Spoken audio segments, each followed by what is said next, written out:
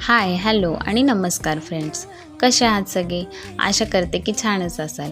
तर आज आपण एक वेगळ्या पद्धतीची कढी बघणार आहोत. तर त्यासाठी मी 3 ते 4 चमचे सुकं खोबरं घेतलेलं आहे.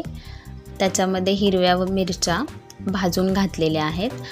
2 ते 3 चमचे कूट घातलेलं आहे. थोडीशी आलं लसूणची पेस्ट आणि एक अर्धा चमचा बेसन घालून घेतलेलं आहे.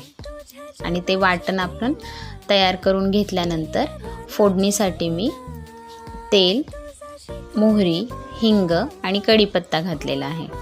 त्यानंतर ते वाटण घालून घेतलेलं आहे. त्याला थोडंसं परतवलेलं आहे आणि मग त्याच्यामध्ये मी लगेचच ताक ॲड केलेलं आहे. या कढीसाठी मी हळदीचा वापर केलेला नाही आहे. आता त्यानंतर मी चवीनुसार मीठ घालून घेतलेलं आहे आणि तुम्हाला ज्याप्रमाणे गोड आवडेल त्याप्रमाणे तुम्ही त्याच्यामध्ये साखर घालून घेऊ शकता. आपल्या हव्या त्या कन्सिस्टन्सीप्रमाणे त्याच्यामध्ये तुम्ही पाणी ॲड करू शकता. आणि आपल्याला कढीला उकळी नाही येऊन द्यायची, नाहीतर ती फुटकळ होते. त्यामुळं हलवतच तिला एक 3 ते 4 मिनटं आपल्याला गॅसवरती ठेवून द्यायची आहे. आणि कढी चांगली गरम झाल्यानंतर गॅस बंद करून द्यायचा आहे. भातासोबत किंवा नुसती प्यायला देखील ही कढी छान लागते. रेसिपी आवडली असेल तर चॅनेलला लाईक, शेअर आणि सबस्क्राईब करा. थँक्यू.